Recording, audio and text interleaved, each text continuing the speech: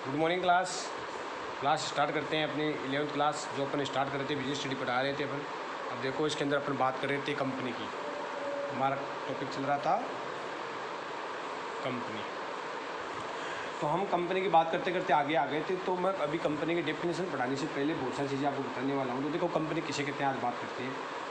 तो company is an artificial person having a common seal and perpetual succession।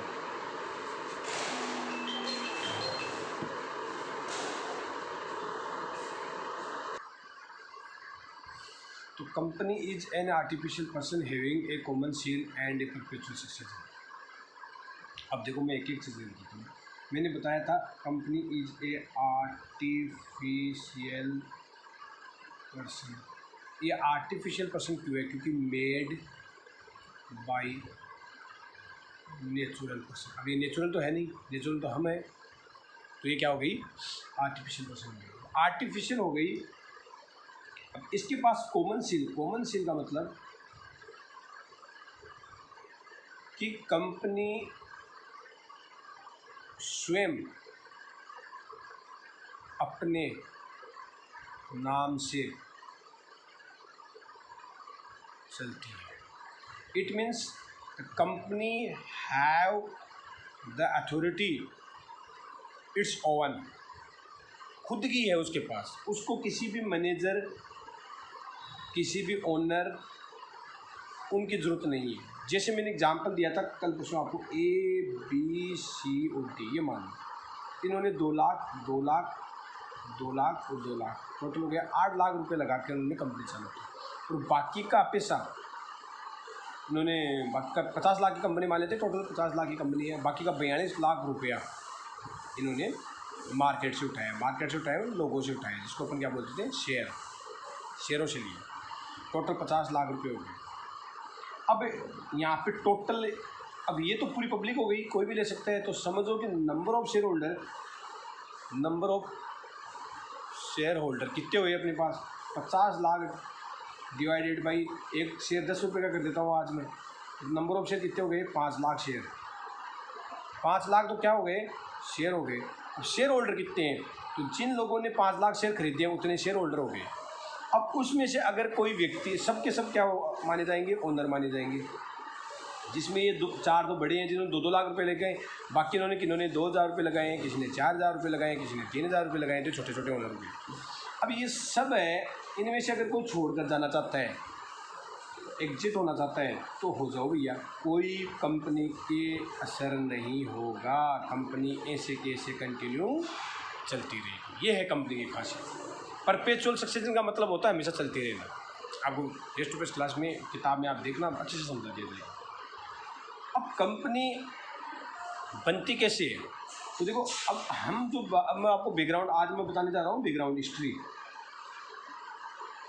देखो सबसे पहले अपने आई थी ईस्ट इंडिया कंपनी। यह कुछ 1800 कुछ में आई थी, 57 में आई थी, या जब भी आई थी, 50 में, जो भी है अपनी किताब में देख लेंगे, है ना। मेरे को एग्जैक्ट ईयर याद नहीं है। तो ईस्ट इंडिया कंपनी आई थी सबसे पहले, अपने जो बाहर की कंपनी थी, इंग्लैंड की कंपनी थी। उसके बाद में हमारा जो इंडिया का बैकग्राउंड है ना, वो थोड़ा सा देखते हैं क्या है। अभी मेरे पास बुक नहीं है, मैं बिना बुक के पढ़ा रहा हूँ, आराम से सुनूंगा, सब बैकग्राउंड तैयार कर दूँगा आपको। कि कंपनी एक्ट जो मैंने पढ़ा है 1956, ये था अपने हमारे 1956 में बना था कि कोई भी कंपनी कैसे उसको मैनेज करेंगे, कैसे वो कंट्रोल होगी, कैसे वो रजिस्ट्रेशन होगी, कैसे वो कैपिटल लगाएगी, कहाँ पे होगी, प्लेस क्या होगा, कैसे चलेगी, ये सारी चीज़ें आपको किस में दिया हुआ था? 1956 एक्ट में, जिसको बोलते हैं एक्ट 1950। बट वर्ड क्या यूज किया मैंने? बट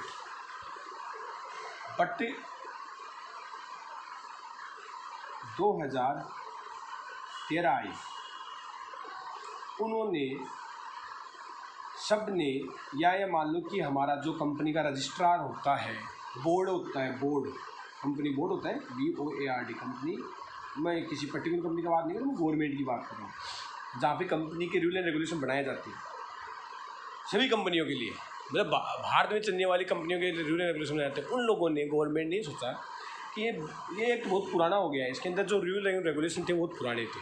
तो 2013 में एक नया एक्ट लेके आया जिसका नाम था इंडियन कंपनी एक्ट 2013, 2013 था।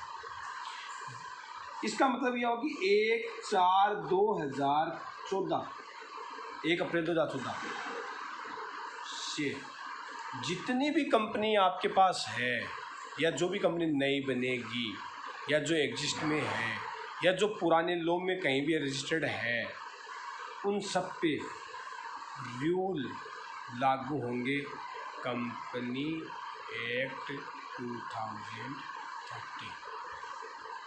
Company act 2030। मेरी बात समझ में आ गई होगी आपको। इसका मतलब अब कंपनी में कौन से रूल लागू होने वाले हैं? Company act 2030। तो अब यहाँ पे आपको क्या देखना है, आप पढ़ोगे वो पढ़ोगे आप कंपनी एक्ट 2030। तो अब जो कंपनी एक्ट था 1956 जो मैंने पढ़ा, तो आपको तो इसे मतलब ही नहीं है ना, आपको तो मतलब किससे, इससे, क्योंकि आप नए बच्चे हो और सब 2013 पढ़ोगे। तो अब हम इसके अंदर क्या पढ़ेंगे कि कंपनी के अंदर कैपिटल का नाम क्या होता है? Share capital. कंपनी के अंदर कंपनी का प्लेस, जगह कहाँ है, कंपनी कंट्रोल कैसे होती है, कंपनी मैनेज कैसे होती है, ये सारी।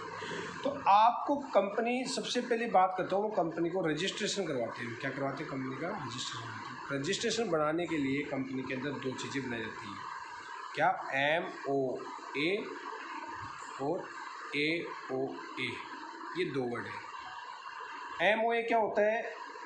मेमोरेंडम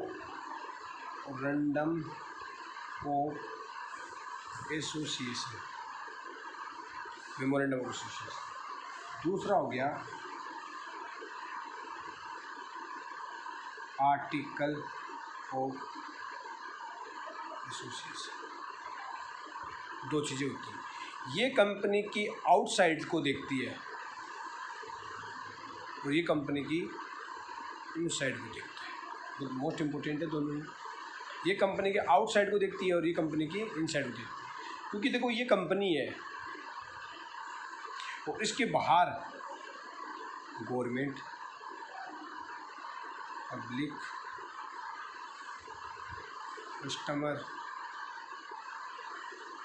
इन्वायरमेंट, जैसे पोल्यूशन वगैरह अपन ख़राब करते हैं, कंपनी मैन्युफैक्चरिंग करेगी तब, लीगल, अपन को माल उधार देने वाले हैं, creditors, other, bank, financial company, ये सारी, और ये हमारी कंपनी है। तो ये कंपनी के बाहर के व्यक्ति हमसे क्या चाहते हैं, क्या नहीं चाहते हैं, कैसे काम करेंगे, कैसे नहीं करेंगे, ये सारी चीज़ें किस में लिखी हुई होती है? MOA। और अंदर हम कैसे काम करेंगे, कंपनी क्या इनके लिए सही काम, बाहर वालों के लिए सही काम कर रही है, नहीं कर रही है, ये सारी चीज़ें हम किस में देखेंगे? ये समझ में आया? तो ये अपन चीज़ अपन कंटिन्यू पढ़ने वाले हैं। तो कल मैं आपको बताने वाला हूँ अगेन, कल अपन स्टार्ट करेंगे again definition of company, meaning of company, characteristics of company, ये अपन कल पढ़ने वाले हैं। ठीक है, थैंक यू सो मच।